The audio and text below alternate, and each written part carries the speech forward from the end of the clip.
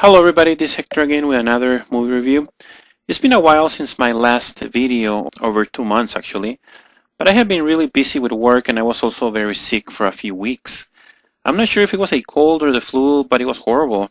At one point I almost thought I had pneumonia or maybe something worse, and I even lost my voice for some time. But anyway, I'm finally better now, thank God, so here's my latest review. The movie I will be talking about today, as you can tell by the picture on the screen, is the new Scarlett Johansson film, Under the Skin. I went to see it very recently and I just couldn't wait to do this review and talk about it. This film was not released by a major studio like 20th Century Fox, Disney, Paramount, or anything like that. It's a small production and it's what you would call an art film. It's the kind of movie that would most likely play at Sundance or the Cannes Film Festival.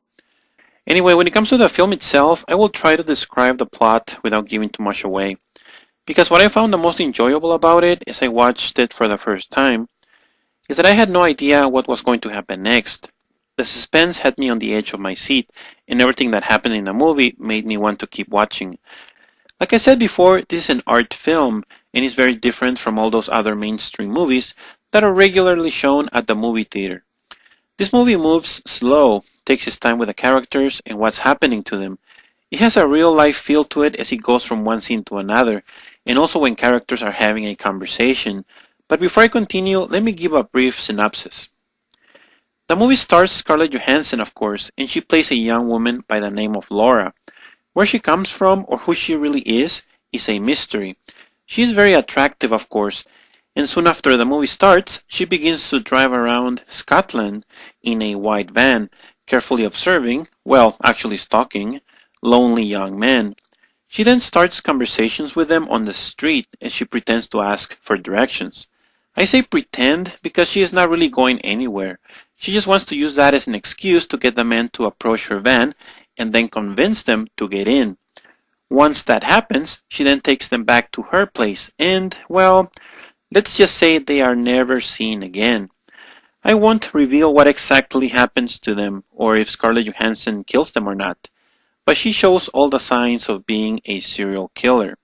If the character was played by a man and he was picking up women in his van, you would definitely think that.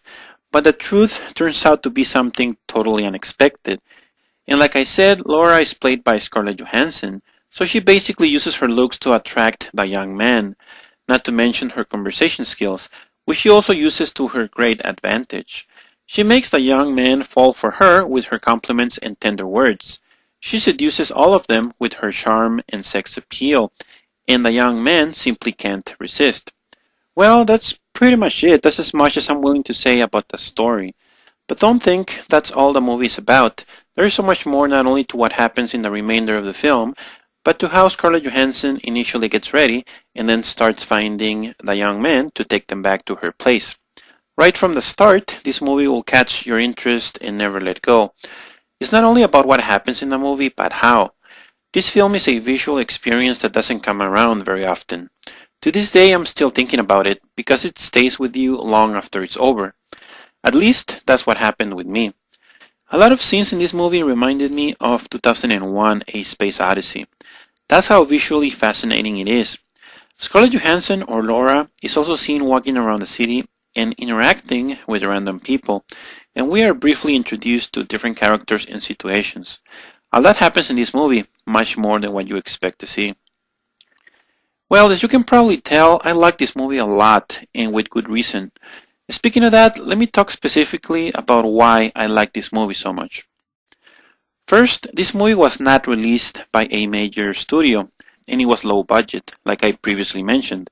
So there wasn't necessarily that much pressure to have a huge box office return, which meant that the film didn't have to be that mainstream and could actually take chances when it came to the story. It could try new things and be different. And, well, it was. This film is unlike any other film playing right now. It's completely original and truly gives you a movie experience unlike anything you've seen before. And that is something that I really appreciate because those are my favorite types of films. I want to be surprised and also captivated by an original story, a story that I will not be able to predict. I say that because, well, let's face it, most movies today are very predictable. Sometimes you don't even have to see them to know or guess what's going to happen, because those films pretty much use the same formula over and over again, or they are not very challenging when it comes to making us think. TV shows also fall in that same trap, but that's a topic for another day. It's like movies are not supposed to make us think anymore. They are just supposed to be loud and entertain us with special effects. Because honestly, most of the movies that we see don't do a lot to challenge us when it comes to storytelling. They are basically fast food for our minds. That's it. I mean, can anyone tell me what the Lego movie was about? Or Vampire Academy? 300, Rise of an Empire? The Other Woman? I'm not saying those movies are not fun to watch. Well, except the Lego movie. I would never go see that crap. But they don't really offer anything different.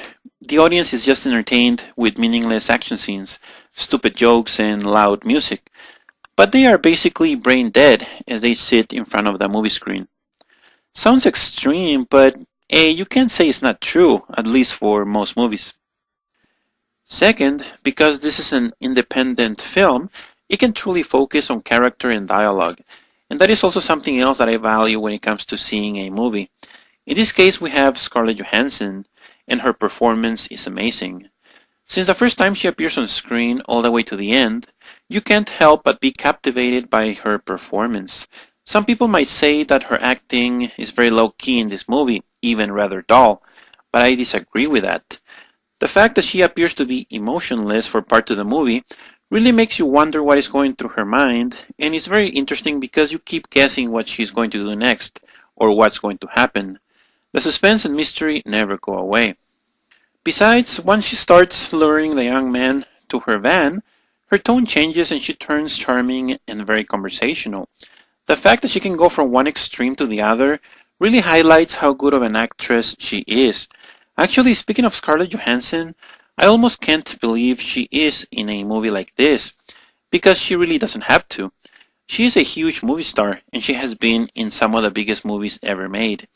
In fact, at the same time that Under the Skin is playing, Captain America the Winter Soldier is also in theaters, where she plays Black Widow.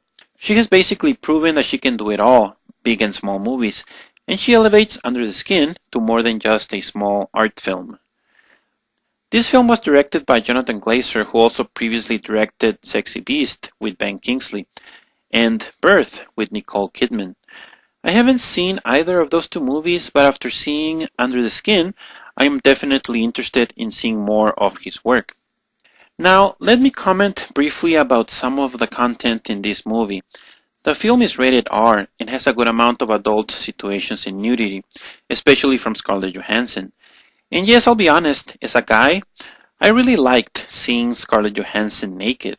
She is an incredibly beautiful woman. But that was not the only reason why I liked this movie. That would be too superficial of a reason. The movie was truly deserving of praise on its own, but it was a nice bonus, shall we say, no complaints there. Besides, if you think this movie is all about how attractive she is, you might be surprised because the movie also has a message that makes you question what true beauty really is, and that physical attractiveness might only be, well, skin deep. The end of the movie is truly shocking. Well, that's pretty much it for this review. I could go on and on, but I'll stop here. This movie is great and I absolutely loved it. Not only for how original it was and for how wonderful and unexpected Scarlett Johansson's performance was, but because the film is truly different from anything else playing right now and different from anything else I've seen before. This movie is in limited release, but I was lucky enough to find a movie theater that was showing it in my city. Try to find it in your city too if you can, and go see it. If you are a fan of Scarlett Johansson and you love independent art films, you will not be disappointed. So on a scale of 1 to 10, 10 being the best, I give this movie a 10. Thanks for listening, and until next time, bye. So you live alone? Yes. Think I'm pretty? I think I'm gorgeous.